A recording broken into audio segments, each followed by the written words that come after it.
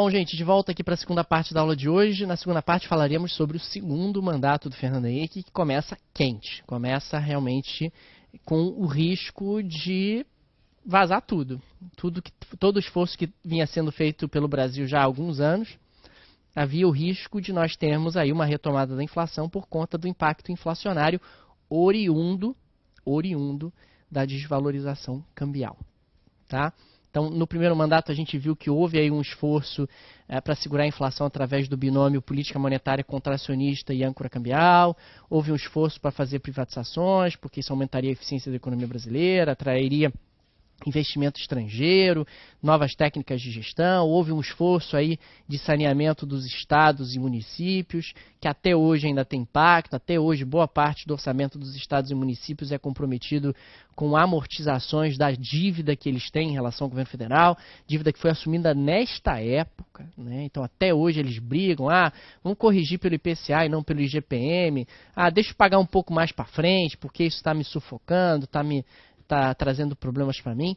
Claro que quando a gente pensa, se o governo estadual deixar de pagar, o governo federal paga e a gente paga do meu jeito, né? Não tem muito milagre aí nessa questão, tá legal? Agora, no segundo mandato do Fernando Henrique, vem Armínio Fraga, o Malan continua como ministro da Fazenda e nós vamos desenhar uma nova estratégia de política econômica para segurar a inflação. Vamos a ela. Então, o que é proposto e desenhado é o chamado tripé de política econômica. O tripé de política econômica, a rigor, está em vigor até hoje. Claro que houve em alguns momentos, notadamente no governo Dilma, ele foi enfraquecido, mas durante o segundo mandato do Fernando Henrique e durante 90% do governo Lula, ele teve bastante controlado e bastante fiel. Então, nós vamos substituir, esse é o ponto de partida, a âncora cambial pela fiscal. Nós havíamos visto que a política fiscal estava frouxa. A política fiscal era, na realidade, resultado da necessidade de gastar mais ou menos com juros, da necessidade de comprar dólar, vender dólar, enfim. Você está falando de um ambiente onde realmente a política fiscal ela estava completamente subordinada ao binômio âncora cambial e política monetária. Agora isso vai mudar. Nós vamos abandonar o câmbio, vamos abandonar a âncora cambial, e a nossa nova âncora é a fiscal. É a política fiscal que vai segurar a inflação.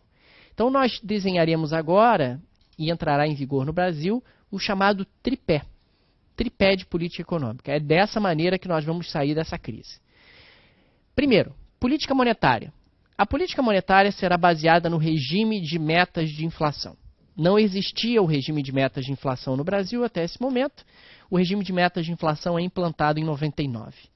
O regime de metas de inflação quer passar uma mensagem muito clara para as pessoas. O Banco Central não vai deixar a inflação escapar.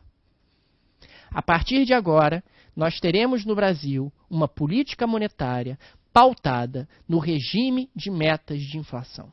O regime de metas de inflação está em vigor no Brasil até hoje.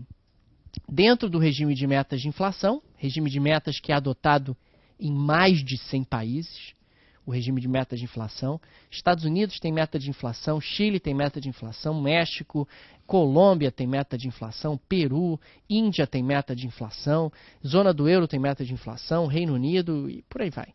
O regime de meta de inflação é um regime onde você estabelece uma meta, claro, e a política monetária vai sendo calibrada de tal maneira a segurar a demanda para que essa meta seja atingida. Atualmente no Brasil, a meta é de 4,5%.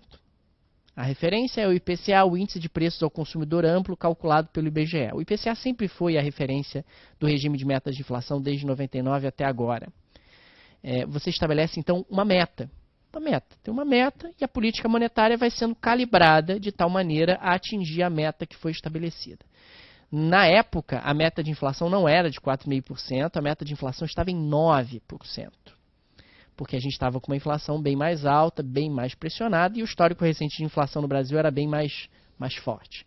De lá para cá, a meta de inflação foi sendo progressivamente reduzida, e hoje ela está em 4,5%, é a meta de inflação para 2017, e tudo indica que será a meta de inflação também para 2018.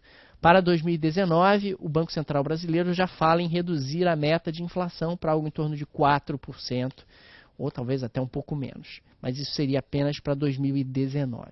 Então, quando a gente está falando do regime de metas de inflação, o regime de metas de inflação quer passar uma mensagem clara. A inflação não vai escapar.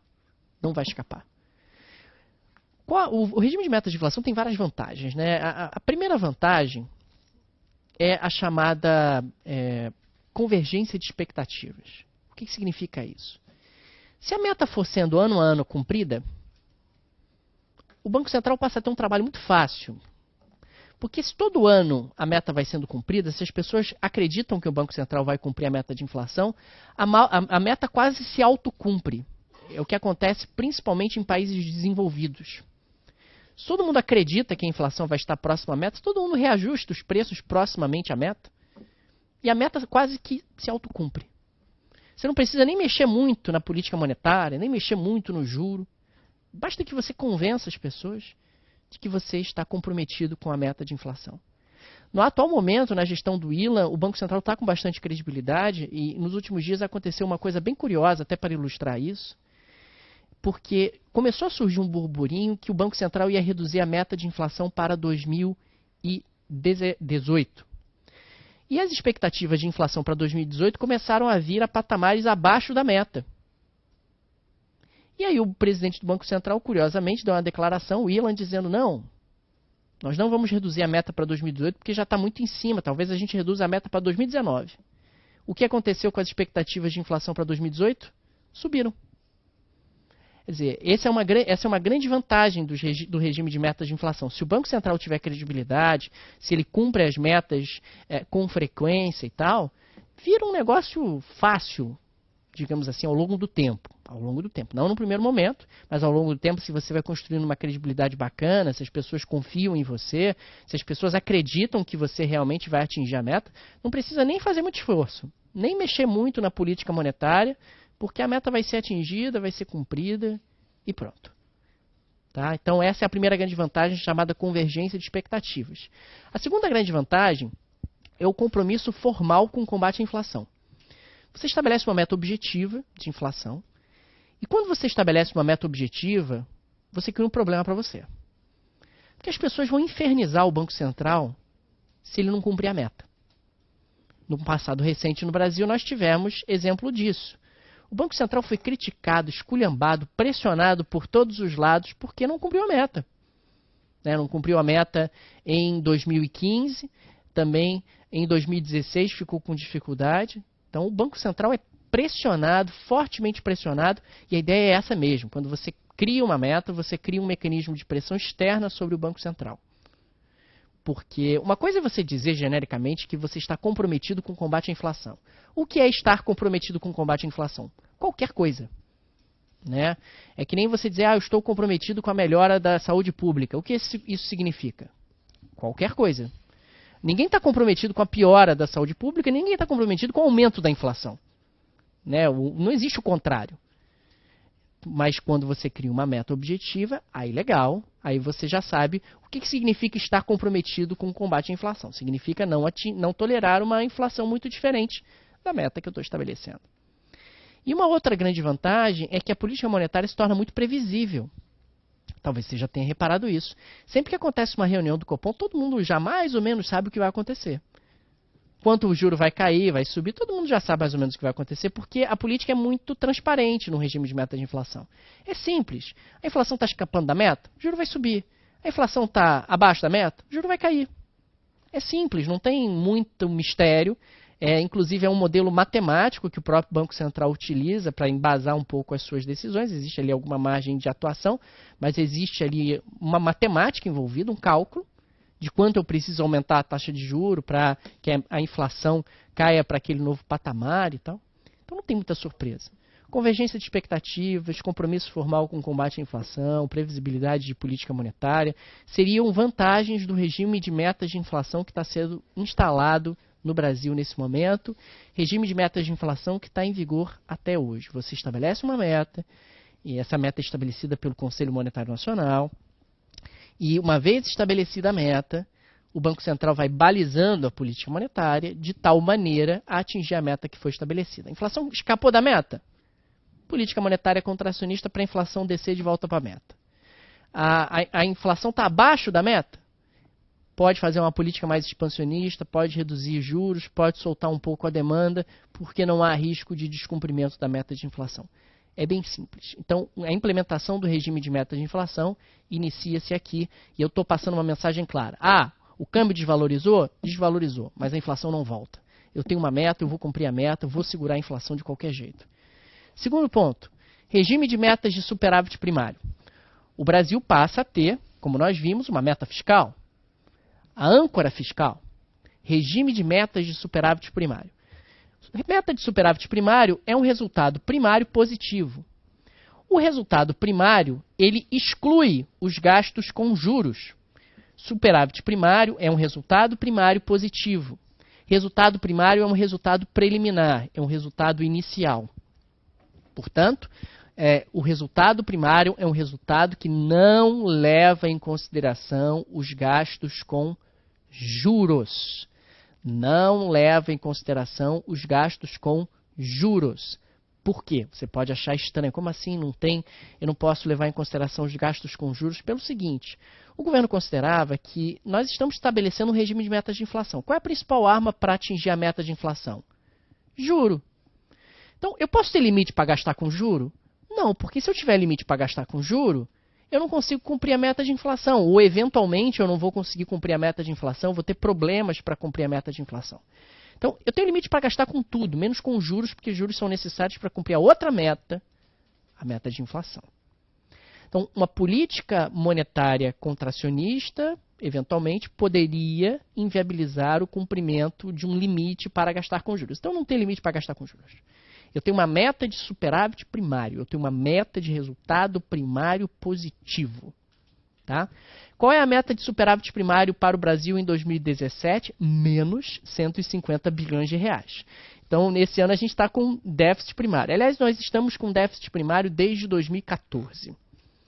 O Brasil vai ter superávites primários ininterruptamente até 2014. De 2014 para cá, nós temos tido déficit primário atrás de déficit primário. Tá? E aí, claro que é um dos elementos de pressão e de insegurança do ponto de vista fiscal. A gente não tem tido aí a política fiscal funcionando de maneira azeitada e equilibrada como acontecia no passado. Tá?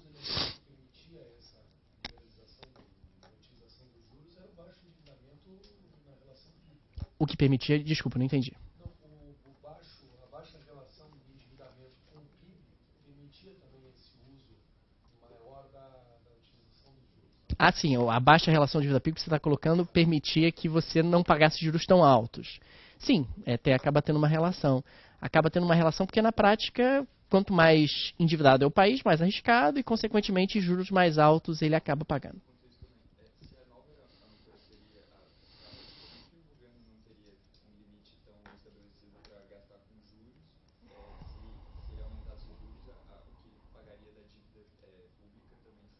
Você está colocando a questão da política fiscal como âncora e o impacto dos gastos com juros se ele não tem limite para gastar com juros. Como é que você resolvia isso? Sempre que você aumentava juros, paralelamente o governo costumava, isso que a gente vai ver a partir de agora, ele aumentava a meta de superávit primário. Ele não tinha uma meta formal de limite para gastar com juros, mas na prática ele levava isso em consideração. O estabelecimento da meta de superávit primário leva em consideração o quanto você vai gastar com juros. Né? Mas eu não posso ter um limite formal para gastar com juros, eu tenho que ter alguma margem de manobra em relação a isso. Tá? Então, o segundo ponto é o regime de metas de superávit primário. Eu vou ter que ter um resultado primário positivo. Aliás, o resultado primário tem que ser positivo, por quê? Porque o resultado primário positivo vai ser usado para gastar com os juros. Para gastar com juros. Então, eu tenho que evitar aí que a política fiscal seja um elemento de pressão de demanda, que gere inflação. Eu tenho que evitar que o endividamento do setor público cresça em taxas insustentáveis, em valores insustentáveis. Então, tem que tomar cuidado. E o terceiro ponto é o câmbio flutuante. Câmbio flutuante significa que a minha política para o câmbio é não ter política para o câmbio. Né? Deixa o câmbio flutuar, porque eu não tenho mais nenhum tipo de tentativa ou objetivo de segurar a taxa de câmbio. Tá legal, gente? Diga. o regime de metas de superávit primário? Bom, antes você tinha uma política fiscal completamente desregrada. Você gastava quanto necessário fosse por conta justamente de estarem amarradas as políticas cambial e monetária. Agora você vai amarrar a política fiscal. Ou seja, você vai ter controle sobre o gasto público para evitar que o gasto público pressione a inflação. É isso.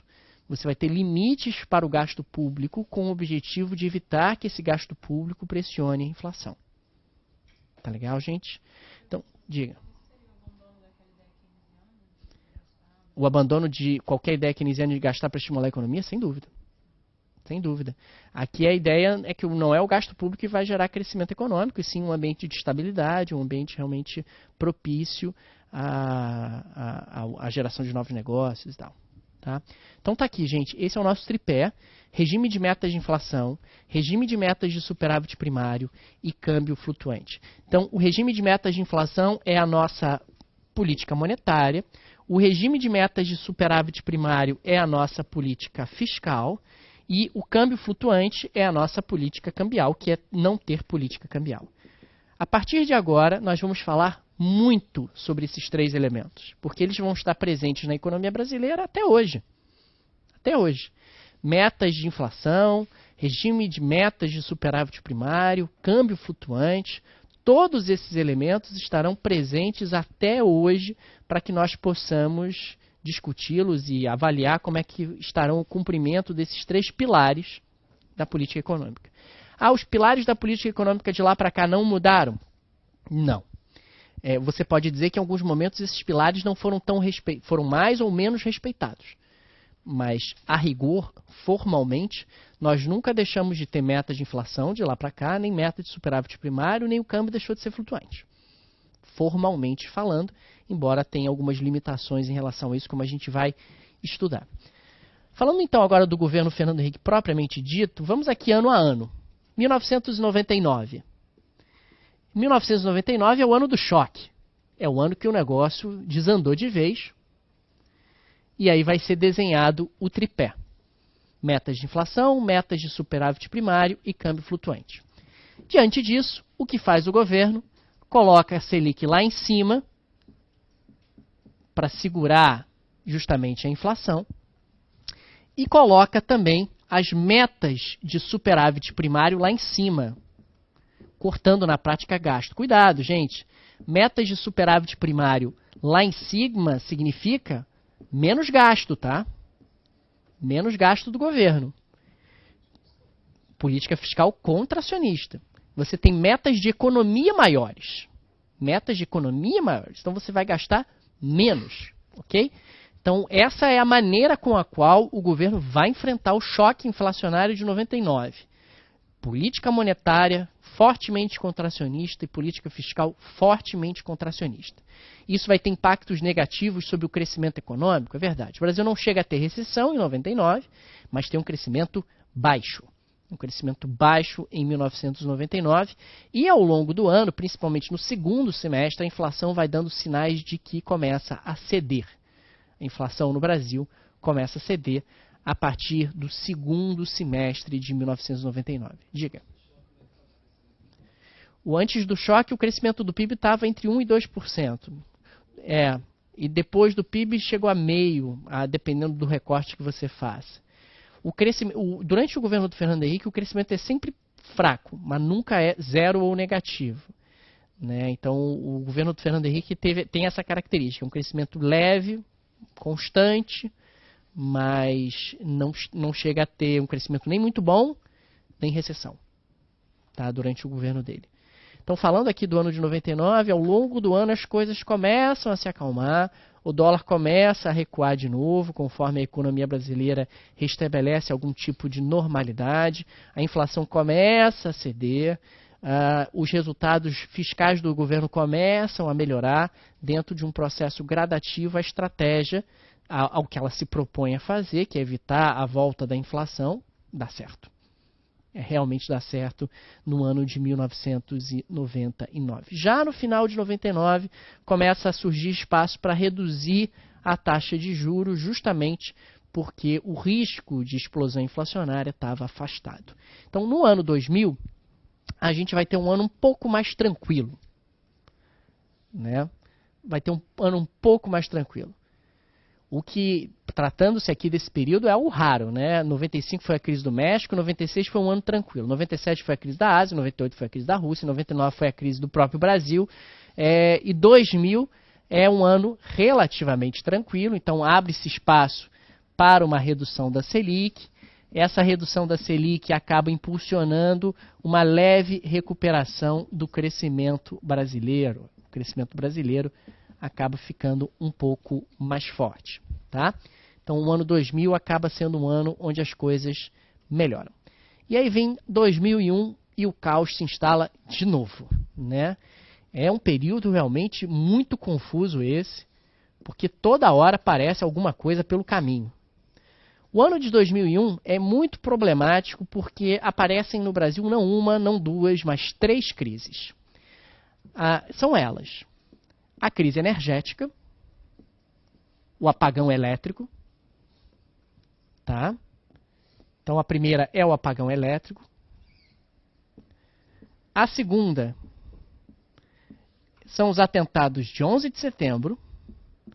E a terceira, já no final do ano, quando parecia que não nada mais podia dar errado, a Argentina quebra. Aí sim, a Argentina quebra.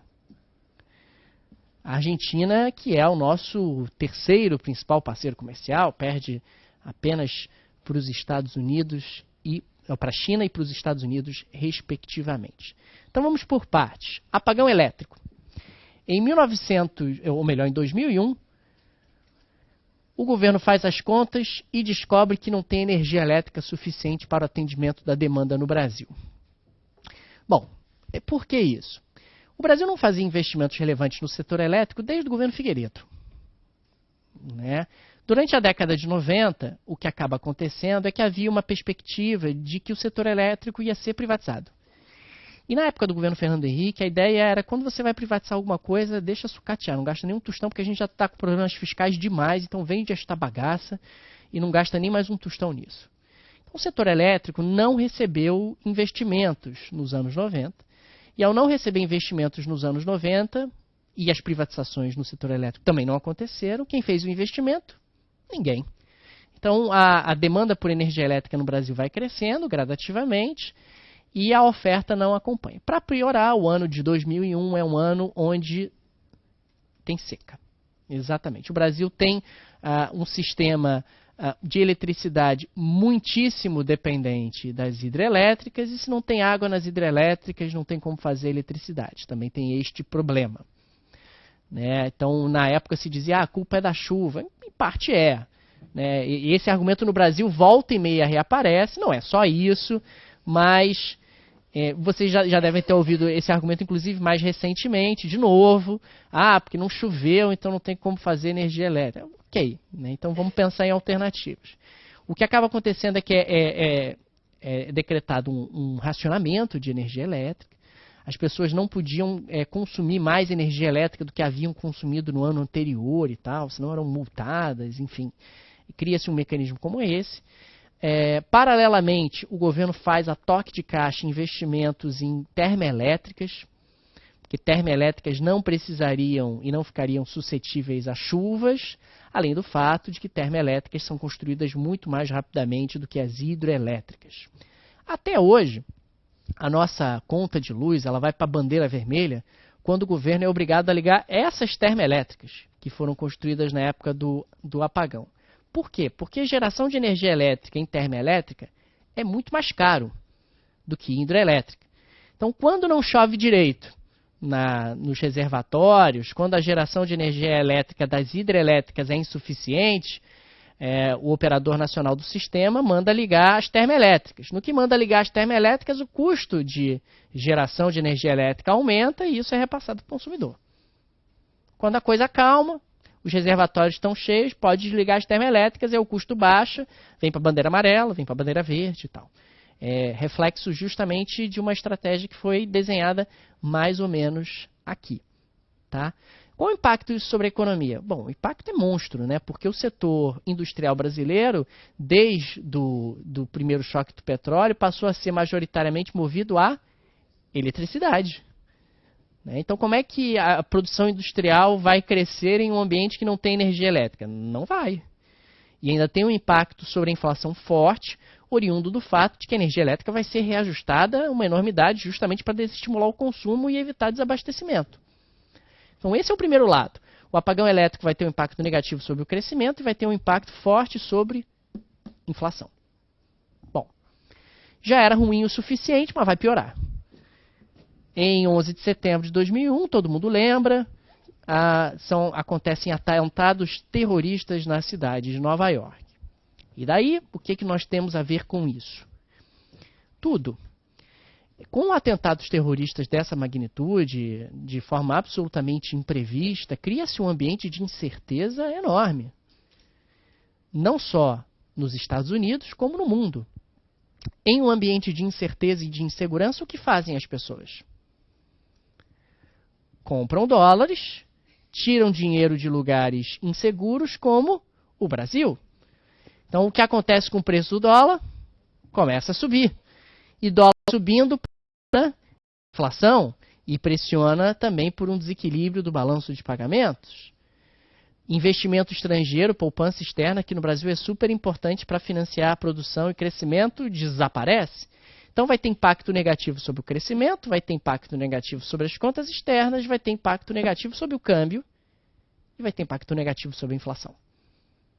Isso em sequência. Diga.